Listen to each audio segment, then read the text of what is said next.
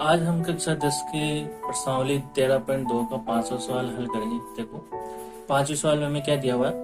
दिया हुआ बंटन विश्व के कुछ श्रेष्ठतम बल्लेबाजों द्वारा एक दिवसीय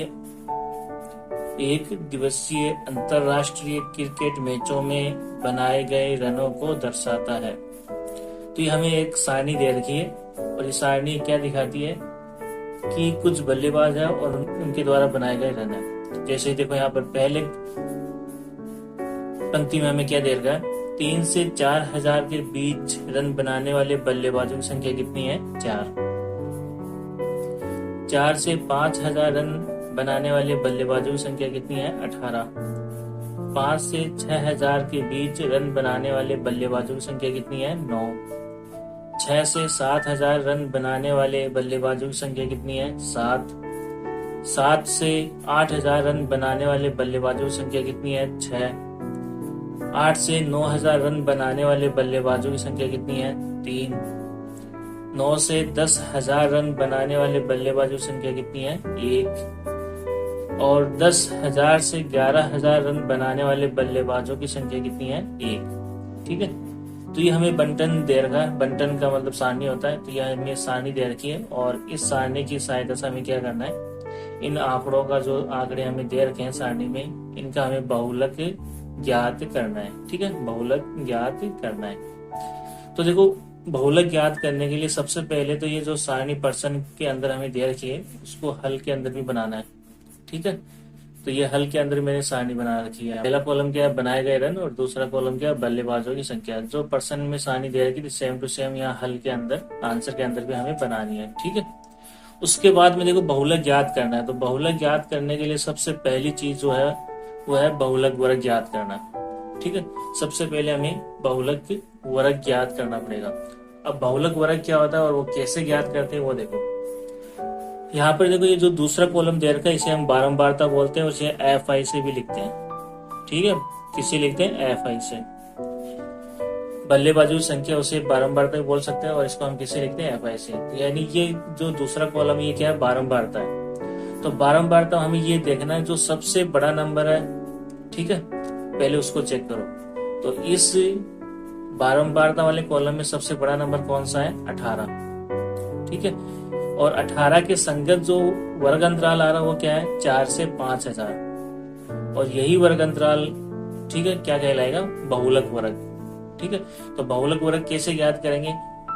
बारंबारता में सबसे बड़ा नंबर चेक करो या सबसे बड़ी बारंबारता चेक कर लो, कौन सी आ रही है? 18। 18 के संगत वर्ग अंतराल कौन सा आ रहा है? 4 से 5,000। तो ये 4 से 5,000 क्या कहलाएगा? बहुलक वर्ग। ठीक है, तो सबसे पहले हमें क्या ज्ञात करना है? बहुलक वर्ग। अब जब हमें बहुलक वर्ग पता चल जाएगा, तो बहुलक वर्ग हमें पता चल गया कितना आ रहा है बहुलक वर्ग? 4 से 5,000। तो दो चीजें हमें पता चलेगी, क्या? एक तो L। ठीक है, L क्या होता है? निम्न सीमा। तो ये जो बहुलक वर्ग हमें पता चला इसकी निम्न सीमा कितनी है? 4,000। तो L का मान तो कितना हो जाएगा? 4,000। बहुलक वर्ग से दूसरी चीज जो हमें पता चलेगी वो क्या है? H। ठीक है, H क्या होता है? वर्ग अंतराल। जो बहुलक वर्ग हमें दे रखा है उनके बीच कितने गैप चल रहा है या फिर इनके बीच कितने का अंतर चल रहा है। तो 4 से 5,000 कितने का अंतर चल रहा है? 1,000 का अंतर या 1,000 का गैप चल रहा है। ठीक है, फिर इसी बहुलक वर्ग से हमें पता चलेगा F0, F1 और F2 का मान। अब वो कैसे? देखो, सबसे पहले हमें F1 देखना है। तो यहाँ पे अभी हमने देखा था सबसे बड़ी बारंबारता कौन सी है? 18। जो सबसे बड़ी बारंबारता होती है उसको हम क्या लिखते हैं? F1। तो F1 का मान कितना हो गया? 18। ठीक है, फिर 1 के बाद में क्या आता है? 2। तो F1, ठीक है, इसके नीचे वाली जो बारंबारता होती है वो क्या कहलाती है? F2। ठीक है, तो ये F2 का मान कितना आ गया? 9। और F0 1 से पहले आता है, तो F1 से ऊपर वाली जो बारंबारता है इसको हम क्या कहेंगे? F0। तो F0 का मान कितना आ गया? 4। ठीक है, तो ये 5 मान है जो हमें बहुलक के सूत्र में रखने हैं। तो ये पांचों मान हमने ज्ञात कर लिए। तो अब हम क्या करेंगे? बहुलक का सूत्र लिख के उसमें मान रख देंगे। ठीक है, उससे पहले देखो यहाँ पर जो अभी लिखा है वही आंसर में भी लिखना है कि यहाँ सबसे अधिक बारंबारता 18 है। ठीक है, सबसे अधिक बारंबारता कितनी है? 18, जिसके संगत वर्ग अंतराल 4 से 5000 है। तो 18 के संगत वर्ग अंतराल कौन सा है? 4 से 5000। ठीक है, तो बहुलक वर्ग क्या हो गया? 4 से 5000। तो अब नीचे लिखेंगे अतः बहुलक वर्ग बराबर क्या होगा? 4 से 5000 होगा। उसके बाद में हमें क्या करना है? बहुलक का सूत्र लिखना है। ठीक है, ये बहुलक का सूत्र होता है बहुलक बराबर L plus F1 minus F0 बटा 2F1 minus F0 minus F2 गुणा H। उसके बाद में इस सूत्र में हमें मान रखना है। ठीक है, अभी जो मान हमने ज्ञात किया था वो मान इसके अंदर रखना है।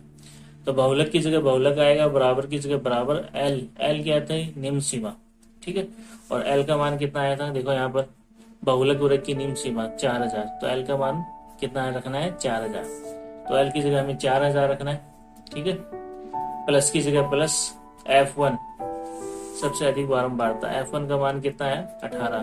तो F1 की जगह हमें क्या रखना है? 18। ठीक है, उसके बाद में माइनस, उसके बाद में F0। F1 से ऊपर वाली बारंबारता है, तो F0 का मान कितना आया था? 4। तो F0 की जगह हमें क्या रखना है? 4। उसके बाद बट्टा का चिन्ह लगाएंगे। नीचे क्या है? 2F1। तो 2 गुणा F1 का मान कितना आया था? 18। ठीक है, अभी हमने F1 का मान ऊपर भी 18 रखा था, तो यहाँ पर भी F1 का मान कितना आएगा? 18। उसके बाद माइनस का चिन्ह, F0 का मान कितना आया था? 4। ठीक है, F0 का मान कितना है? 4। तो F0 जगह 4 रखना है। उसके बाद वापस माइनस का चिन्ह है F2। तो F2 का मान कितना आ रहा था? 9। तो हमें क्या करना है? F2 की जगह 9 रखना है। ब्रैकेट बंद गुणा H। वर्ग अंतराल कितने का चल रहा था? 1000 का अंतराल चल रहा था। तो H की जगह कितना रखना है? 1000। ठीक है, तो H का मान कितना है? 1000। अब देखो इसको आगे हमें हल करना है। ठीक है, तो देखो बहुलक की जगह बहुलक आ गया, बराबर की जगह बराबर। 4000 को बाद में सोल्व करेंगे, तो इसको ऐसा ऐसा रख लो। प्लस की जगह प्लस, सबसे पहले ब्रैकेट के अंदर चलो। 18 माइनस 4, 18 में से 4 घटाना है, कितना बचेगा? 14। बट्टा का चिन्ह लगाओ। नीचे देखो 2 को पहले 18 से गुणा करो। 18 दूनी 36। फिर यहाँ पर देखो दोनों माइनस के नंबर है, -4 -9, माइनस के हैं दोनों, तो चिन्ह समान होने की वजह से जुड़ जाएंगे। -4 और -9 कितना हो जाएगा? -13। तो यहाँ पर क्या लिखा? -13। ब्रैकेट हटा दो, गुणा में क्या लिख दो? 1000। ठीक है, उसके बाद में देखो अगले स्टेप में बहुलक की जगह बहुलक आ गया, बराबर की जगह बराबर आ गया। 4000 की जगह 4000, प्लस की जगह प्लस। अब यहाँ पर पहले क्या कर लो? 14 को 1000 से गुणा कर लो, कितना आएगा? 14000। नीचे 36 में से 13 घटाओ तो कितना बचेगा? 23। ठीक है, 36 में से 13 घटाने पर 23 बचेगा। उसके बाद में देखो हमें क्या करना है? बहुलक की जगह बहुलक, बराबर की जगह बराबर। 4000 की जगह 4000, प्लस की जगह प्लस। अब हमें 14000 में 23 का भाग देना है। ठीक है, 14000 में 23 का भाग देंगे कितना है? 608.69। अब भाग देंगे तो वो देखो एक बार भाग देख लो। 14000 में हमें 23 का भाग देना है। ठीक है, तो यहाँ पर मैंने 23 का बड़ा लिख लिया। ठीक है, ये 14000। तो सबसे पहले एक अंक लेंगे, तो एक अंक में 23 का भाग नहीं जाएंगे, 2 अंक ले लेंगे। 14 में भी 23 का भाग नहीं जाएंगे, तो कितने अंक लेंगे? 3, 140। अब 23 के बारे में 140 से बड़ा नंबर देख लो कौन सा है? 161। तो 161 बड़ा है 140 से, ये नहीं लिखेंगे, इससे पहले वाला नंबर लिखेंगे 138। ठीक है, और 138 23 के बारे में कितनी बार बोलने पाता है? 6 बार। ठीक है, 140 में से 138 घटाएंगे, कितना बचेगा? 2। अगली संख्या कौन सी? 0। इसको नीचे ले आओ। तो देखो संख्या उतार ली, लेकिन संख्या उतारने के बाद में भी ये 20 है, वो 23 से छोटा है। तो 20 में 23 का भाग नहीं जाएगा, तो हम क्या करेंगे? भाग टूटने का 0 लगाएंगे और अगली संख्या नीचे उतार लेंगे। ठीक है, तो अगली संख्या कौन सी? 0 नीचे उतार ले। अब ये संख्या कितनी बन गई? 200। अब 200 में हमें किसका भाग देना है? 23 का। अब 200 से बड़ा नंबर 23 के बड़े में कौन सा आता है? 207। तो ये बड़ा नंबर है 207 200 से, तो हमें कौन सा नंबर लिखना है? इससे पहले वाला 184। 23 के बड़े में 184 कितनी बार आता है? 8 बार बोलने पर। ठीक है, अब 200 में से 184 घटाएंगे तो कितना बचेगा? 16। ठीक है, आगे कोई संख्या है नहीं, तो भागफल में पॉइंट लगाओ और एक 0 उतार लो। 160। अब हमें 160 में किसका भाग देना है? 23 का। तो 23 के बारे में 160 से बड़ा नंबर कौन सा है? 161। तो ये हमें लिखना नहीं है, इससे पहले वाला नंबर लिखना है 160 के नीचे। कितना लिखेंगे? 138।